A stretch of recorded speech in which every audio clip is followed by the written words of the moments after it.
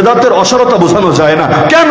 আমার কাছে মনে হয়, আপনাদের ভিন্নমত থাকতে পারে, আমার কাছে মনে হয় যে আমরা আল্লাহর ওলিদের অনুসরণ করাকে গুরুত্বপূর্ণ মনে করি না, তাদের নাম বেচে চেতনা বেচারেই গুরুত্বপূর্ণ মনে করি।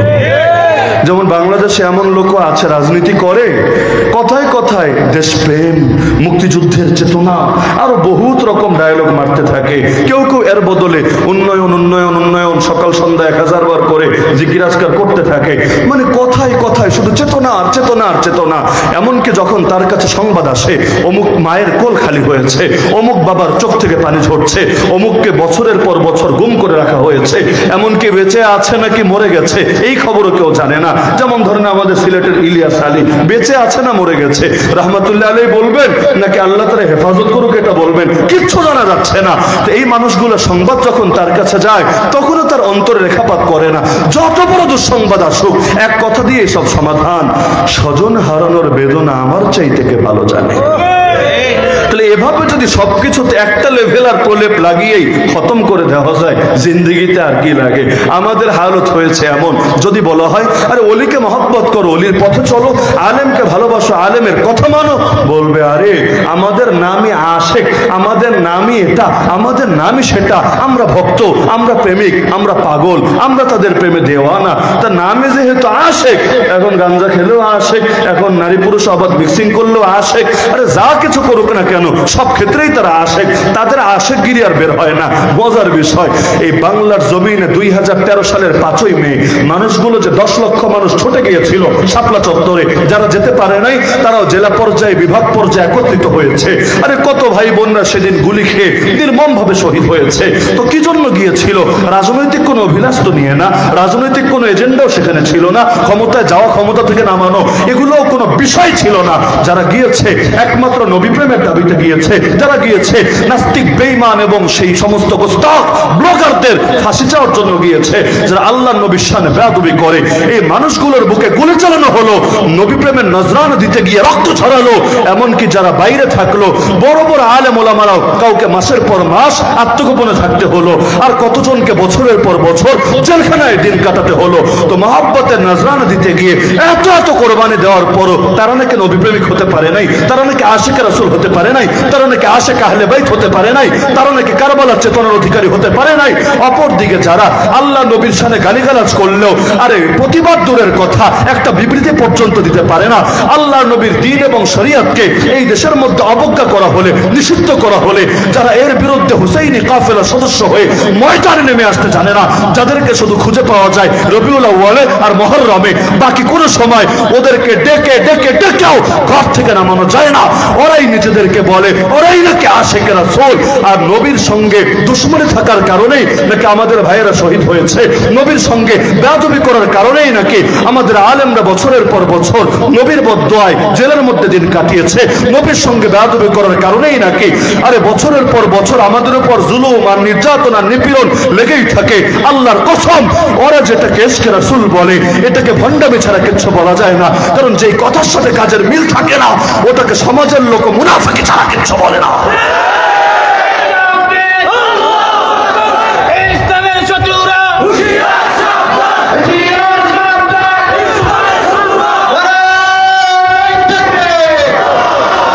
বাংলায় একটা কথা বলে, অতি ভক্তি, সব জায়গার জেলায় সব জেলার মানুষই জানে অতি ভক্তি চোরের লক্ষণ। কথাটা দিলের মধ্যে গেঁথে নেবে। যারা হকপন্থী তাদের মধ্যে অতি ভক্তির নামে খালি একই জিকির, একই ডায়লগ এগুলো বেশি দেখতে পারবেন না। মনে করেন সুন্নত মানে যে তাকেই পরিভাষায় সুন্নি বলে। সুন্নি কারে বলে? সুন্নি কারে বলে? এটাই তো সুন্নত মানে যে তাকেই সুন্নি বলে। পূর্বসূরীদের অনুসরণ করে যে তাকেই সালাফি বলে। এগুলো কিন্তু শব্দের মূল অর্থ। লেকিন আমরা কিন্তু মাইকে মাইকে বলে বেড়াই না আমরা সুন্নি, আমরা এটা, আমরা সেটা, এগুলো ডায়লগ মারি। আমরা কিসের জন্য মারি না? কারণ খাঁটি জিনিস বেচার জন্য বা খাঁটি জিনিস বোঝানোর জন্য অত অত লেভেল লাগানো লাগে না। তো যেই জায়গায় ভেজাল থাকে ওরাই দেখবেন কথাগুলো আগে মারতে থাকে। ভেজাল দুধ বেচে তো খাঁটি খাঁটি একমাত্র খাঁটি এই সমস্ত ডায়লগ মারতে থাকে। অপরদিকে খাঁটি মাল বেচে ওর ব্যানারও লাগে না, সাইনবোর্ডও লাগে লাগে না, এমনি মানুষ এসে এত জ্বালাতন করে। ভণ্ড পীররা সুবহানাল্লাহ কি রকম দরবার বুখারী, কারবার, কোটি কোটি টাকার ব্যবসা চলতে থাকে। ওদের সাথে দেখা করার জন্য পয়সা ছাড়া দেখা করা যায় না। আবার গিয়ে আগে সেজদা মোবারক দিয়ে নিতে হয়, না হলে পীর সাহেব তার দিকে নজরই দেয় না। আর হক্কানি পীররা আরে যে তার সামনে যায় প্রথমেই এমন একটা হাসি দেয়, আল্লাহর কসম আগের যুগ তো দেখি নাই, নবীর হাদিসগুলো পড়েছি, কিন্তু আল্লাহ নবীকে সরাসরি দুনিয়াতে জীবদ্দশায় দেখার তৌফিক হয় নাই। লেকিন আমরা আমাদের বড়দেরকে দেখেছি, এখনো যে আল্লাহওয়ালা রয়েছেন অনেকেই এমন যে তাদের সঙ্গে দেখা করলে আপন নাই, পর নাই, মুরিদ নাই, সাধারণ মানুষ নাই, সালামের পরে একটা হাসি যে মুখে দেন, মনে হয় কোটি টাকা দিয়েও এর বিনিময় দেওয়া সম্ভব না।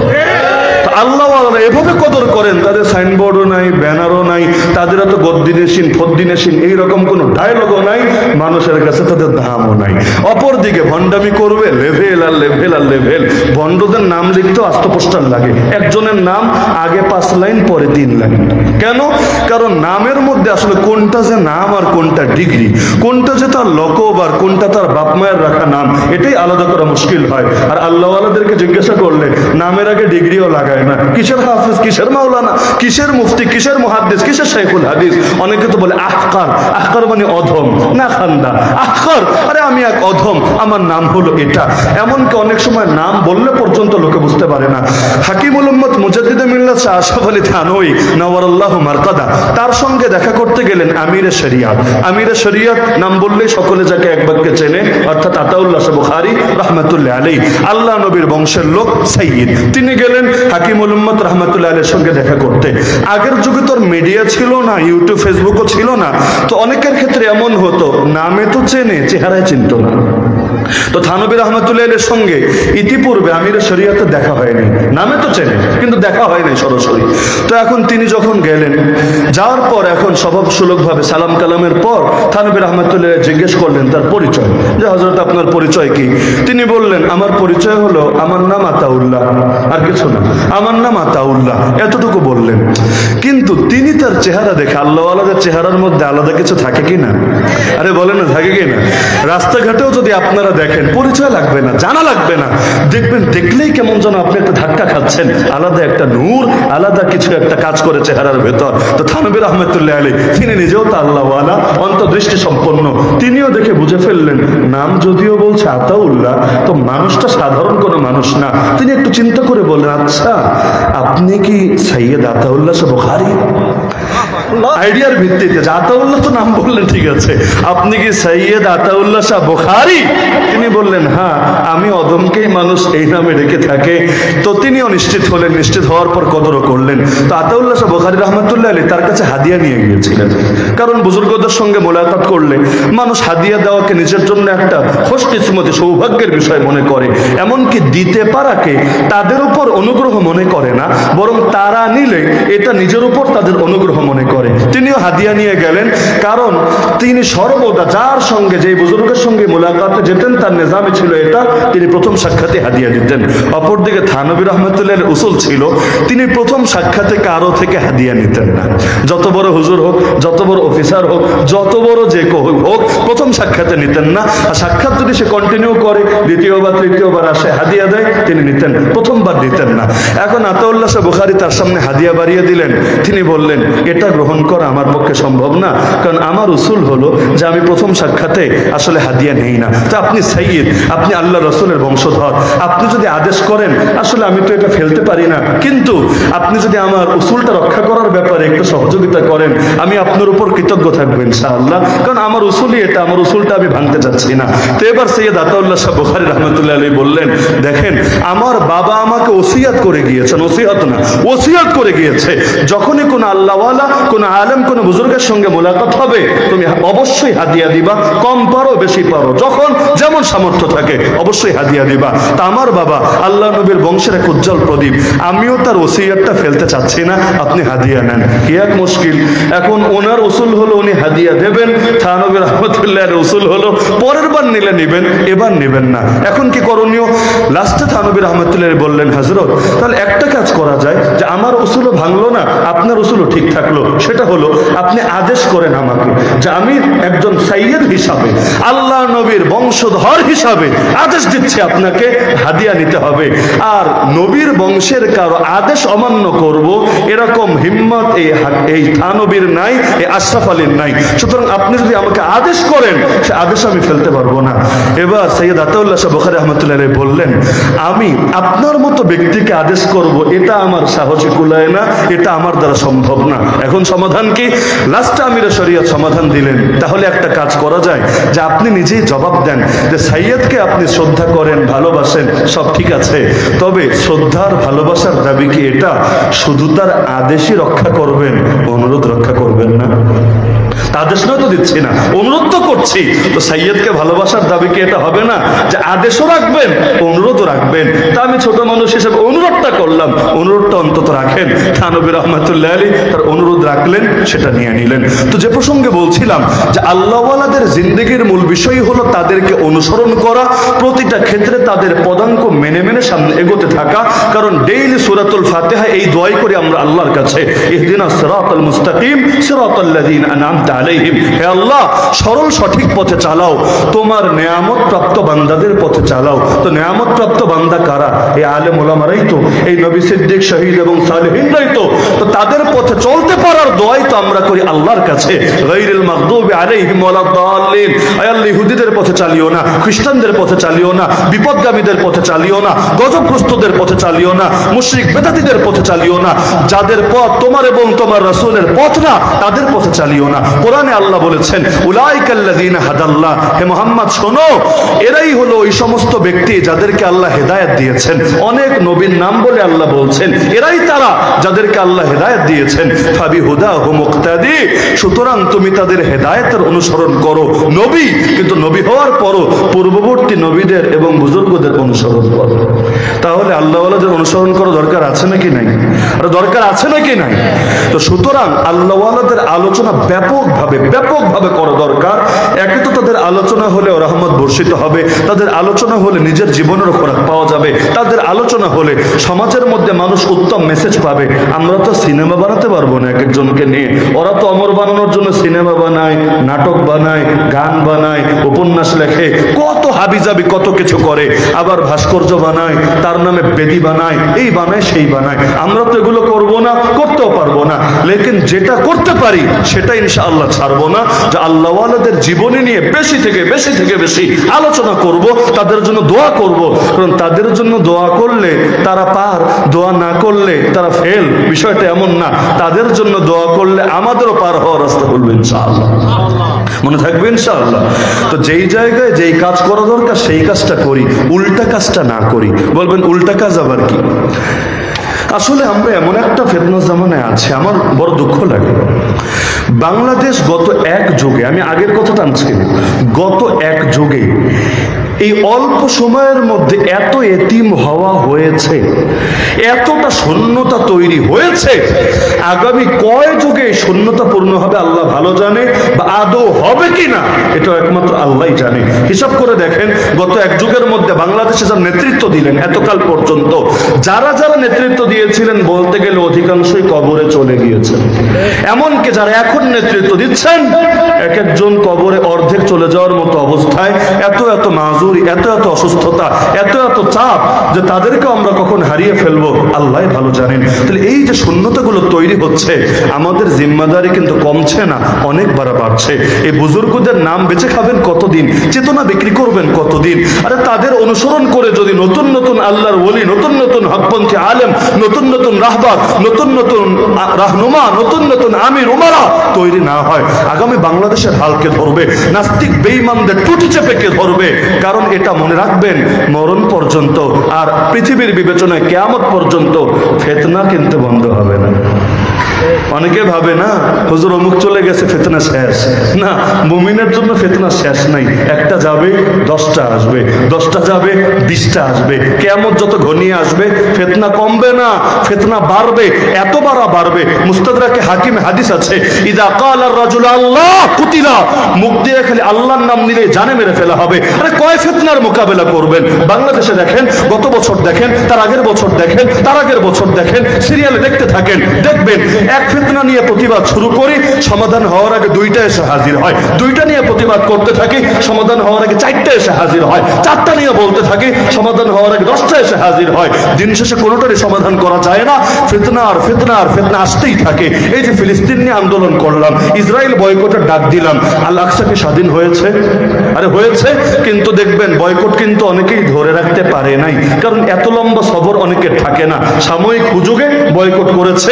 যেই যেই দোকান কোকা কোলা, স্প্রাইট এবং ইসরায়েলের প্রোডাক্ট বিদায় করেছে, আমি নিজে এমন অনেক দোকান দেখেছি আবারও মাল উঠাতে শুরু করেছে। কেন? কারণ নিত্য নতুন ফিতনা আসছে আর আসছে। আমার নবী বলেছেন কিয়ামতের আগে অবস্থা এমন হবে, কানিজামি বালিন কুতি আসিলকুহু ফাতাতাবা।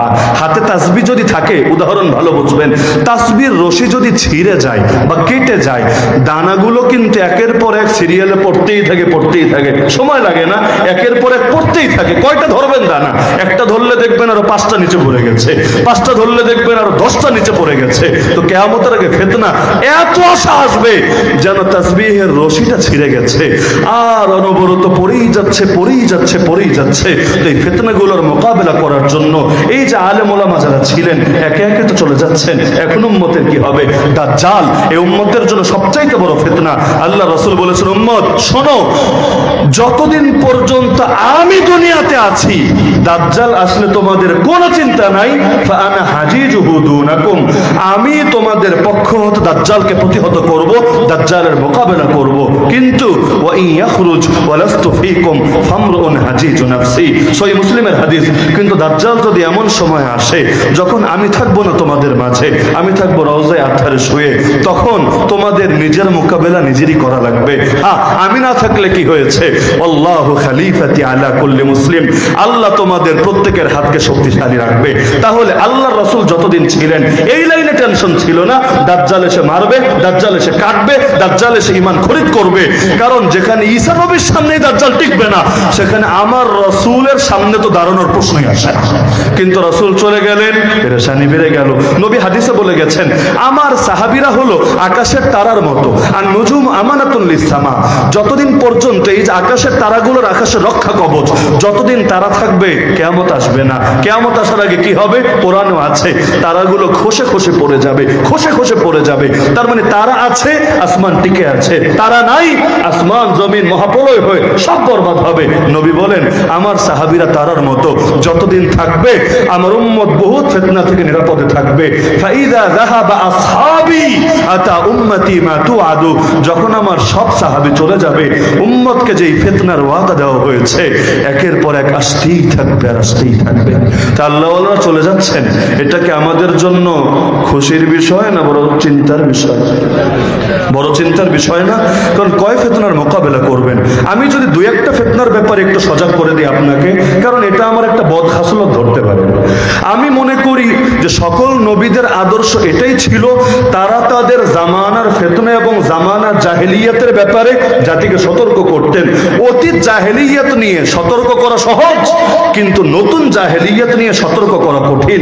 আল্লাহ নবী সাল্লাল্লাহু আলাইহি ওয়াসাল্লাম যদি ফিরাউনের বিরুদ্ধে হুঙ্কার দিতেন, নমরুদকে 14 গোষ্ঠী উদ্ধার করতেন, তবুও তাকে জেলে যাওয়া লাগতো না, তবুও তাকে মক্কা থেকে বিতাড়িত হওয়া লাগতো না, কেউ তার গা থেকে রক্ত ঝরাতো না। কিন্তু আল্লাহ নবী খালি মরা ফেরাউন, মরা নমরুদ, মরা হামান, মরা কারণ নিয়ে বলেন নাই। আবু জাহাল, আবু লাহাব, উতবা, শাইবা, সামনে যারা ছিল এদের নিয়ে বলেছেন। বিনিময়ে মক্কা ছাড়তে হয়েছে, কাবা ছাড়তে হয়েছে, 3 বছরের বেশি জেল খাটতে হয়েছে, রক্তাক্ত হতে হয়েছে, তার দাঁত শহীদ হয়েছে, তার আপন চাচার বুক চিরে কলিজাটা বের করে পর্যন্ত চিবিয়ে খেয়েছে। পরবর্তীতে ইমামদের ইতিহাস দেখেন, খোলাফাদের ইতিহাস দেখেন, দেখবেন এটাই, প্রত্যেকে তার জামানার মোকাবেলা করেছে, জামানার বাতিল, জামানার জাহেলিয়াত এগুলোর মুখোন্মোচন করেছে। এজন্য আমার একটা বদখাসলত বলতে পারেন, এটাকে গালি দিলেও কিছু আমার করার নাই, লেকিন আমি মনে করি মরণ পর্যন্ত ওয়ারিসা নবী হিসাবে জিম্মাদারি আমার এটাই, যখন যেই ফিতনা আসবে ওটার টুটি চেপে ধরতে পারি বা না পারি, অন্তত মুখোশটা খুলে দিতে হবে।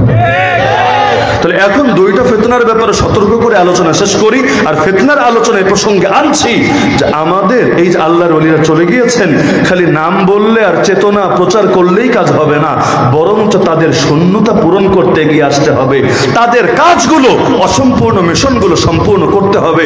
না হলে জাহাজ যদি ফুটো হয়, তাহলে যারা ফুটো করেছে খালি তারা ডোবে না, ফুটো যখন হবে, পানি যখন ঢুকবে, যারা ফুটো করেছে ওরাও মরবে, সাধারণ যাত্রীরাও মরবে, নাবিকও বাঁচবে না, ওকেও ডুবতে হবে। একদল ফিতনাবাজ উম্মার জাহাজকে ফুটো করে দিয়েছে, পানি আর পানি ঢুকছে। এগুলো মেরামত করতে জানতো যে বুজুর্গরা, একে একে কবরে চলে যাচ্ছে, বসে থাকার সুযোগ নাই, নতুন করে এসে ফুটো বন্ধ করার হাল ধরতে হবে, না হলে আমারও মরতে হবে, আপনারও মরতে হবে। কি ফিতনা? দুইটা ফিতনার ব্যাপারে আমি সতর্ক করি এবং খুব ভালো করে মাথায় গেঁথে রাখেন। এক নম্বর ফিতনা হলো বাংলাদেশে সামরিক যুদ্ধ হচ্ছে না, মানে তীর তরবারি অস্ত্র বর্ষা ধনুক নিয়ে আপনাকে নামতে হবে, এই প্রয়োজনীয় আপাতত দেখা দিচ্ছে না। লেকিন এই বাংলাদেশেও পৃথিবীর বহু দেশের মতো সাংস্কৃতিক যুদ্ধ চলছে, সাংস্কৃতিক লড়াই চলছে, যে সেকুলাররা নিয়মিত হার রোজ বলছে, ওরা প্রতিদিন চাচ্ছে ওদের আদর্শ আমাদের উপর চাপিয়ে দিতে, যে আদর্শ মক্কা মদিনা থেকে আসে নাই, যে আদর্শ আল্লাহ নবী কোরআন এবং সুন্নাহ থেকে আসে নাই, যে আদর্শ কোনোটা এসেছে ওয়াশিংটন থেকে, কোনোটা দিল্লি থেকে, আরে কোনোটা হলো সেই রাশিয়া থেকে, কোনোটা চীন থেকে, কিন্তু এগুলো এখন ওরা চাপিয়ে দিতে চায় আমাদের মতো সাধারণ মুসলমানের কারণে। এক এক দিন এক একটা। এমনকি এই যে আন্দোলন একটা হয়ে গেল গত মাসে, আমরা যদি এখন কোনো ধর্মীয় কথা বলি যে মাজারগুলো হেফাজত করো নষ্টামি থেকে, এই মাদ্রাসাগুলো হেফাজত করো বিভিন্ন শকুনের নজর থেকে, তখন অনেকে বলে বাহ, এখন নিজেদের ধান্দা করার জন্য পথে নেমে গিয়েছে। অথচ এটা নিজেদের ধান্দা না, এটা ছিল দ্বীনের খেদমত। লেকিন ওরা কিভাবে করে? ঢাকা ভার্সিটির এক এমিরিটাস অধ্যাপক আছে, সারা দেশ বুদ্ধিজীবী হিসেবে তারে চেনে, নাম হলো তার সিরাজুল ইসলাম চৌধুরী, গোটা দেশ চেনে, নিয়মিত পত্র পত্রিকায়, সমকাল, প্রথম আলোর মতো পত্রিকায় কলাম লেখে, সাক্ষাৎকার দেয়। সে বক্তব্য দিয়েছে যে এই আন্দোলনের দ্বারা, আন্দোলন বিজয় হওয়ার আগেই, এই আন্দোলনের দ্বারা ব্যক্তি মালিকানা দূর হবে, বৈষম্য দূর হবে, সামাজিক মালিকানা প্রতিষ্ঠিত হবে। অনেকে বোঝে না যে হুজুর এটা আবার কি কথা। সমাজতন্ত্রের কথা হলো এটা, ব্যক্তি মালিকানা থাকবে না। আপনার ঘর, আপনার বাড়ি, আপনার ব্যবসা প্রতিষ্ঠান, আপনার দোকান, আপনার গাড়ি সব হয়ে যাবে সরকারি মালিকানা। এরপর মানুষে মানুষে ভেদাভেদ থাকবে না, গরিব যা ধনীও তা। যদিও শুনতে সুন্দর লাগে, বাস্তবে অসুন্দর ছাড়া কিছু না, যেটা রাশিয়াও ব্যর্থ প্রমাণিত হয়েছে, এমনকি সোভিয়েত ইউনিয়ন ভেঙে খান খান হয়েছে। এখন এই যে ছেলেরা আন্দোলন করেছে বৈষম্য দূর করার জন্য, তারা বলছে এর মাধ্যমে সমাজতন্ত্র প্রতিষ্ঠিত হবে। আজকে বলছে তা না, আপনারা 72 সালে সংবিধানটা একবার খুলে দেখবেন, যেটা আমাদের কাঁধের উপর 50 বছরের বেশি সময় ধরে চাপিয়ে রাখা হয়েছে। সংবিধান আমার লাইনে লাইনে পড়া আছে, প্রথম পৃষ্ঠা খুললেই দেখবেন প্রস্তাবনার অংশে লেখা আছে মুক্তিযোদ্ধারা নাকি মুক্তিযুদ্ধ করেছে 4টা মাকসাদে। 1 নম্বর মাকসাদ ধর্ম নিরপেক্ষতাবাদ, মানে ইসলামের জন্য না, ইসলামরে সাইড করে চিপায় ফেলে ধর্ম নিরপেক্ষতা প্রতিষ্ঠার জন্য। 2 নম্বরে সমাজতন্ত্র কায়েমের জন্য। আরে যারা মুক্তিযুদ্ধ করেছে এদের কয়জনে সমাজতন্ত্র বোঝে? একদিকে সমাজতন্ত্রের নামে এটা চালানো হচ্ছে, দ্বিতীয়ত কোন কোন ছাত্র পর্যন্ত এমন দাবি করছে যে ধর্মকে রাজনৈতিকভাবে ব্যবহার করা বন্ধ করে দিতে হবে। তো ধর্মকে রাজনৈতিকভাবে ব্যবহার করা বন্ধ করা মানেটা কি? এক একজন এক একভাবে ব্যাখ্যা করার চেষ্টা করে, অথচ ওরা যে অ্যাঙ্গেল থেকে বলে পুরোটাকে সামনে রাখলে অর্থ এটাই দাঁড়ায় রাজনীতির মধ্যে ধর্ম টানা যাবে না। তো রাজনীতিতে যদি ধর্ম না টানা যায়, এটাই যদি আন্দোলনের দাবি হয়ে থাকে, আন্দোলনের সময় ধর্ম টানা হলো কোন যুক্তিতে? তখন গণজমায়েত করার জন্য গায়েবী জানাজার কথা পর্যন্ত বলা হলো। কত জায়গায় গায়েবী জানাজা পড়া হলো। যে কোনো মাদ্রাসায় গিয়ে ফতোয়া নেন, আমার ফতোয়া দেওয়া লাগবে না যে ইসলামকে গায়েবী জানাজা পড়তে বলে নাকি এটাকে নিষেধ করে। যে কোনো মাদ্রাসায় যান, আপনাকে ফতোয়া দিবে গায়েবী জানাজা পড়া যাবে না, এটাকে নিষেধ করা হয়েছে। বলবে নবী যে পড়েছেন, নবী ছিলেন মদিনায় আর বাদশা নাজাশী ছিল হাবাসায়, তাহলে নবী গায়েবী জানাজা পড়লেন কিভাবে? তাকে বলা হবে আগে বল মুজিজা মানিস নাকি মানিস না।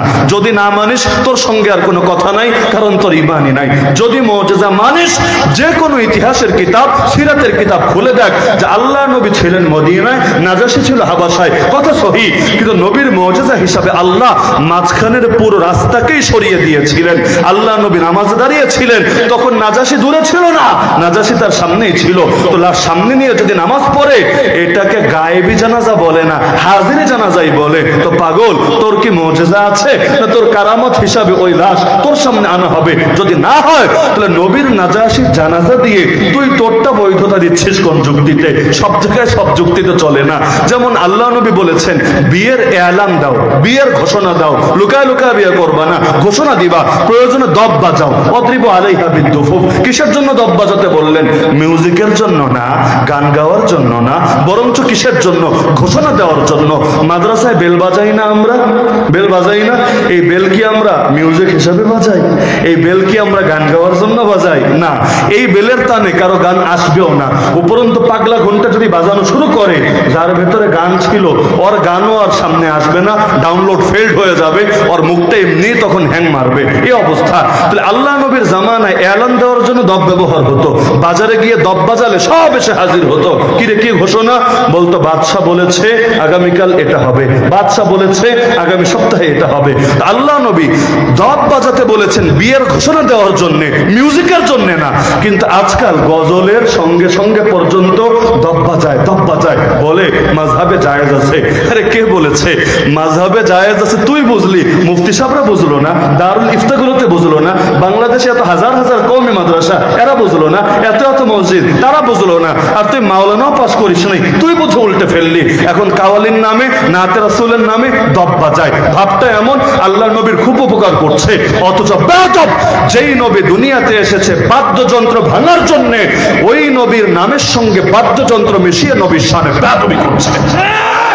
আল্লাহ নবী কোথাও মিউজিক শুনলে কানে আঙ্গুল দিয়ে দিতেন যাতে মিউজিক কানে না আসে। আর এখন কিনা সেই নবীর নাম রে মিউজিক দিয়ে দিয়ে প্রচার করা হচ্ছে। এটারে এশকে রাসূল বলে না, এটাকে নবীর নামে ভণ্ডামি বলে। তাহলে এক একজন এক এক ধান্দা করে যাচ্ছে।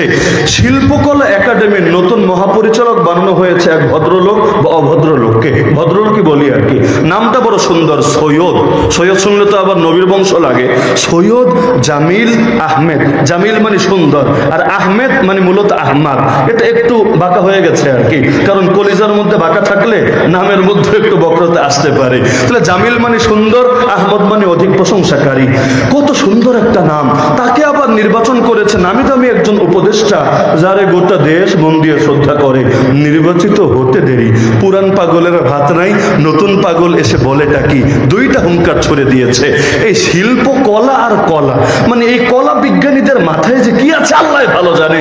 গোটা দেশে দেখবেন যতবার সাংস্কৃতিক লড়াই চলে, এই কলা বিজ্ঞানী নামের অপবিজ্ঞানীগুলোই ইসলামপন্থীদের সবচাইতে বেশি বিরোধিতা করে। তো মাইক হাতে পেয়ে হুঁশ থাকে না, দুইটা হুঙ্কার ছড়েছে। একটা হুঙ্কার হলো এই 2024-এ এসে মেয়েদের বোরকা পরার দরকার কি? নাউযুবিল্লাহ মিন যালিক। আরে বোরকার সাথে 2024 কি, আর 1924 কি, আর 2124 কি? সালের সাথে বোরকার সম্পর্ক কি? 2024 কেন? 3024 যদি দুনিয়াতে আসে, কিয়ামতের একদিন আগেও বোরকা পরার গুরুত্ব একই রকম থাকবে। উপরন্তু এই জামানায় তো গুরুত্ব আরো বেশি, কারণ আগের চাইতে ধর্ষণ কমে নাই, ধর্ষণ বেড়েছে। আগের চাইতে নারীদের অনিরাপত্তা কমে নাই, 1000 গুণ বেড়েছে।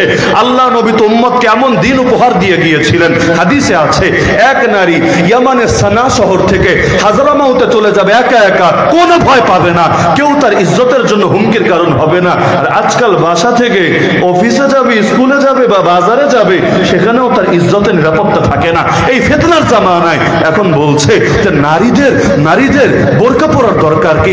একদিকে স্বাধীনতার কথা বলে, নারী নাকি স্বাধীনতার নামে যা মনে চায় তা পড়তে পারবে, এমনকি ছেলেরা কেন উস্কে যাবে, এটা তাদের দুর্বলতা, প্রয়োজনে নিজেদের চিকিৎসা করাবে। এমনকি আমাদের শাইখুল ইসলাম আল্লামা শাহ আহমদ শফি রাহমাতুল্লাহ আলাইহি তিনি একটা কথা বলেছিলেন, তেঁতুল দেখলে জিভে তো জল আসবেই, স্বাভাবিক কথা। এর চাইতে বড় বড় কথা কবিরা সাহিত্যিকরা নিয়মিত বলে, তারা তাসবিহ উপমা ছাড়া কথাই বলতে পারে না। তিনি যেটা বললেন বোঝানোর জন্য, কিন্তু পলাতক নেত্রীর ঘরের নেত্রী পর্যন্ত তারে গালি দিয়েছে তেঁতুল হুজুর বলে। দেয় নাই। এখন কেউ শিক্ষকতা করলে ওরে নিয়ে কিছু বলা যায় না, কাম করলেও ওরে নিয়ে বলে শিক্ষকদের অপমান করেছে। তো তোর পলাতক নেত্রী যে আমাদের মাথার তাজ, আলেম কুল শিরোমণি, ওলি কুল শিরোমণি রে তেঁতুল হুজুর বলেছে। আরে যিনি খেলে শিক্ষক না, শিক্ষকেরও শিক্ষক, মানে 4-5 প্রজন্মের শিক্ষক ছিলেন তিনি, যিনি বুখারী শরীফ পড়িয়েছেন এত বছর, তোদের অনেকের বয়সী হয় নাই যত বছর। তার সামনে যখন তেঁতুল হুজুর বলে, তার মধ্যে টিটকারি খুঁজে পাস না, খালি কেউ আকাম কুকাম প্রোগ্রাম করলে, আমরা প্রতিবাদ করলেই টিটকারি খুঁজে পাই। তো 2024-এ আসলে নারীদের পর্দা যদি নাই লাগে, কারণ নারী ছোট কাপড় পরবে এটা স্বাধীনতা, আর নিজেরে ঢেকে রাখবে এটা স্বাধীনতা না, এটা হলো ওদের গায়ের চুলকানির কারণ। অদ্ভুত ব্যাপার, গরমের দিনে বোরকা পরবে আমাদের মেয়েরা, এরা ঘামাবে না, এদের কষ্ট লাগবে না, কিন্তু ওদের কলিজায় দাউ দাউ করে আগুন জ্বলতে থাকবে। বলবে এজন্যই কি লড়াই করেছি, এজন্যই কি রক্ত দিয়েছি। কি জন্য দিয়েছিস রে পাগলা? তোর ইউরোপ আর আমেরিকার দালালি বাস্তবায়ন করার জন্য। তোরা মরে যাবি, 2-1 প্রজন্ম শেষ হবি। আল্লাহর কসম, আমরা জিন্দা থাকতে কাফেরদের আদর্শ জিন্দা করতে পারবি না। তার চাইতে বড় কথা, নারীর পর্দা নিয়ে যদি তোমার চুলকানি থাকে, তোমার গায়ের পোশাক নিয়েও আমাদের চুলকানি থাকা যৌক্তিকই বটে। তোমার নাম জামিল, জামিল মানে সুন্দর, সৈয়দ জামিল আহমেদ, জামিল শব্দের অর্থ কি? সুন্দর, বিউটিফুল, ওয়ান্ডারফুল। তো তোমার নামে যেহেতু সুন্দর, তাহলে উপরে একটা শার্ট, নিচে একটা প্যান্ট, প্যান্টের নিচে আবার আরেক প্যান্ট, এত কিছু পরার কি দরকার পড়েছে? নারী যদি বোরকা না পড়তে পারে, কারণ 2024-এ এসে বোরকা পরার কি দরকার পড়েছে? তোমার এত জামা পড়তে কে বলেছে? তোমার নামই সুন্দর, জাতিকে সৌন্দর্য দেখিয়ে দাও, গোপন করার কি আছে? আগে পাগল নিজের গায়ের সবগুলো কাপড় খোল, ল্যাংটা হয়ে শাহবাগে আয়, গোটা জাতিরে তোর সৌন্দর্য দেখা, তারপর নারীরে কাপড় খোলার কথা বলিস। এর আগ পর্যন্ত যদি কাপড় খোলার কথা বলো, তুমি শিল্প কলা না শিল্প মূলার মহাপরিচালক। মুসলমান এগুলো দেখবে না। মুসলমান একবার খেপে গেলে তোমাদের ভণ্ডামির মুখে সাক করে থাকতে পারবে না। এখন জানে যে হুজুররা আমাদের জন্য তো বিপদ, এজন্য দ্বিতীয় হুঙ্কার ছড়েছে, একই বয়ানে দ্বিতীয় হুঙ্কার ছড়েছে, ওয়াজ মাহফিলের বিরুদ্ধে আমাদের নাটককে আরো জোরদার করতে হবে। কিরে, ওয়াজ মাহফিল নিয়ে চুলকায় কোন যুক্তিতে? ওয়াজ মাহফিল কি তোর ড্যাডির টাকা দিয়ে হয়? তোর ড্যাডির মাথা আমাদের টাকা দিয়ে হয়, তো সহি। যতগুলো ড্যাডির মাথা আছে বাংলাদেশে, বা আঙ্গুল আছে বিভিন্ন জায়গায়, মাথা না আঙ্গুল শরীফ বানিয়ে রেখেছে, এগুলো আমাদের টাকায় হয়েছে। ওয়াজ মাহফিল কি তোর বাপের টাকায় হয়? তোর নেতার টাকায় হয়? তোর নেত্রীর টাকায় হয়? সরকার কি টাকা দেয় ওয়াজ মাহফিলে? কিছুই তো না। তো এই দেশে, গণতান্ত্রিক দেশে যদি ধরি, মানুষের সভা সমাবেশ, রাজনৈতিক সভা সমাবেশ করারও যদি অধিকার থাকতে পারে, আল্লাহর জমিন, আল্লাহ দ্বীনের কথা, কোরআনের কথা বলার অধিকার থাকবে না কোন দুঃখে? কোন দেশের নাটক ইম্পোর্ট করবে বাংলাদেশে? আরে নাটক না, সিনেমা না, টেলিফিল্ম না, তোর দুনিয়ার সব এনে জোরদার কর দেখি। যত ওয়াজ মাহফিলকে বন্ধ করতে চাবি, দেখবি ওয়াজ মাহফিল তার চাইতে আরো বেড়ে গেছে। মাহফিল আগের চাইতে কম হয় না বেশি হয়? আমি আমার আগের জীবন, মানে সেই শৈশবে কৈশোরে, যুব সমাজের ব্যানারে এত মাহফিল হতে দেখি নাই। বাস্তব, আপনারা হয়তো দেখেছেন, আমি জানি না। মসজিদের মাহফিল দেখতাম, মাদ্রাসার মাহফিল দেখতাম, তো যুব সমাজের ব্যানারে মাহফিল খুব বেশি দেখতাম না। আর এখন সুবহানাল্লাহ, মানে খালি যদি চাই যে যুব সমাজদেরকে ডেট দিব, মসজিদেও না, মাদ্রাসায়ও না, আর বছরের প্রতিদিন, যেমন এখনো তো মৌসুম না, গরমকাল, গরমকালের মধ্যেও একাধিক দিন 3টা-4টা করে মাহফিল করা লাগছে। খালি যদি চাই যুবকদেরকে ডেট দিব, আর কোনো জায়গায় ডেট দিব না, তাহলেও বছরের প্রত্যেকটা দিন প্রোগ্রাম করেও শেষ করা যাবে না, এর চাইতে আরো বেশি চাহিদা বাকি থাকবে। তাহলে এত ষড়যন্ত্র করে কি লাভ হচ্ছে? ওরা চাচ্ছে দমাতে, আল্লাহ দিচ্ছেন উঠিয়ে। আমার একটা পর্যবেক্ষণ আছে, এই দেশে যতবার ইসলামকে দমানো ষড়যন্ত্র হয়েছে, ততবার ইসলাম আগের চাইতে দ্বিগুণ শক্তি নিয়ে জ্বলে উঠেছে। যেমন ধরেন, আমাদের হুজুরদেরকে জেল খাটানো হলো না কয়েক দফা? 2013 সালে 1 দফা, 16 সালে আবার অনেককে, আর 21 সালে তো গণহারে বাদ নাই, আমার মতো মানুষরা নিয়েও 1 বছর ঢুকিয়ে রেখে দিয়েছে। তাহলে এই যে গণহারে গ্রেফতার করেছে, ফলাফলকে জানেন? আলহামদুলিল্লাহ সুম্মা আলহামদুলিল্লাহ। ওরা জবান বন্ধ করেছে হয়তো 10টা, 20টা, 30টা, ঘরে ঘরে, এলাকায় এলাকায়, পাড়ায় পাড়ায়, মহল্লায় মহল্লায় জবান তৈরি হয়েছে। কয়টা জবান বন্ধ করবে? মনে করেন এক মামুনুল হক কারাগারে বন্দী ছিল 3 বছর, ভেবেছে এক হুজুর শেষ, গোটা দেশ শেষ। আল্লাহর কি কুদরত, ঘরে ঘরে মামুনুল হকের হুঙ্কার নতুন করে উচ্চারিত হয়েছে। হয় না এগুলো? তাহলে ওয়াজ মাহফিল বন্ধ করবা নাটক দিয়া? ওয়াজ মাহফিলের বিরুদ্ধে জোরদার করবা? করো। এখনো তোমাদের কপাল ভালো যে এখনো তোমাদেরকে হেলিকপ্টার ভাড়া করতে হচ্ছে না, এখনো তোমাদেরকে বর্ডার ক্রস করে কলাপাতায় শুয়ে থাকতে হচ্ছে না। লেকিন এই দিন নয়, আরো দিন আছে। ওদের থেকে শিক্ষা নাও, কারণ সময় তোমাদেরও আসবে। ইসলামকে যারা বিদায় করতে যায়, মাথায় চুল থাকুক আর টাকলা হোক। ইসলামকে যারা বিদায় করতে চায়, মাথায় চুল থাকুক আর টাকলা হোক, ক্ষমতাধর হোক আর ক্ষমতাহীন হোক, আল্লাহ ওদেরকে এমন লাঞ্ছিত করা করে, না থাকে ক্ষমতা, না থাকে ইজ্জত সম্মান। এমনকি বাসায় গিয়ে ফ্যানের নিচে বসে মাথা ঠান্ডা করতে চাইলেও আল্লাহ ছাড়ে না, ফ্যানটা ভেঙে ঠিক মাথার উপরে পড়ে। রুমে এত জায়গা থাকতে ওই মিরপুর চান্দু স্টেডিয়াম নিয়ে হসপিটালে দৌড়ানো লাগে।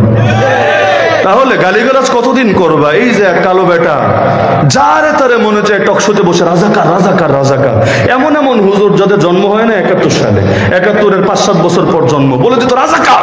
আল্লাহর কি কুদরত, কলা পাতায় শুয়ে থেকেও রেহাই হয় নাই, বর্ডার ক্রস করেও লাভ হয় নাই, পাবলিক এনেছে তো এনেছে, 60 লাখ টাকা রেখেছে তো রেখেছে, এমনকি জিনিসপাতিও নাকি শেষ করে দিয়েছে। শুধু তাই না, জীবন নাকি হুমকির মুখে পড়ে গিয়েছে। সুতরাং ইসলাম নিয়ে খেলতে এসো না। আগুন নিয়ে কেউ খেলাধুলা করতে আসলে পরিণতি তার ভালো হয় না। আরে পাহাড়ের সাথে, কোন পাহাড়? পাথরের পাহাড়। এই পাথরের পাহাড়ের সাথে মাথা ঘষছ, আরে তোর মাথা ভেঙে রক্তাক্ত হবে, চূর্ণ বিচূর্ণ হবে। পাথরের পাহাড়ের কিচ্ছু হবে না। সুতরাং যেই জমিনের গোড়ায় গোড়ায় ইসলাম মিশে আছে, যেই জমিনের প্রতি ইঞ্চি ইঞ্চি মাটিতে কোনো না কোনো আল্লাহর ওলির কদম পড়েছে, আরে যেই জমিনে ইসলামকে আবাদ করার জন্য ওলামায়ে কেরাম নিজেদের জান কুরবান করেছে, সেই জমিনকে কেউ যদি ইসলাম শূন্য করতে চায়, ওই জমিন ওদেরকেই শূন্য করে ফেলবে দুনিয়া থেকে। সুতরাং আমার আখেরি পয়গাম এটাই যে আমরা প্রত্যেকেই আমাদের পূর্বসূরি হাক্কানি ওলামায়ে কেরাম এবং বুজুর্গদের আদর্শের সৈনিক হব ইনশাআল্লাহ। খালি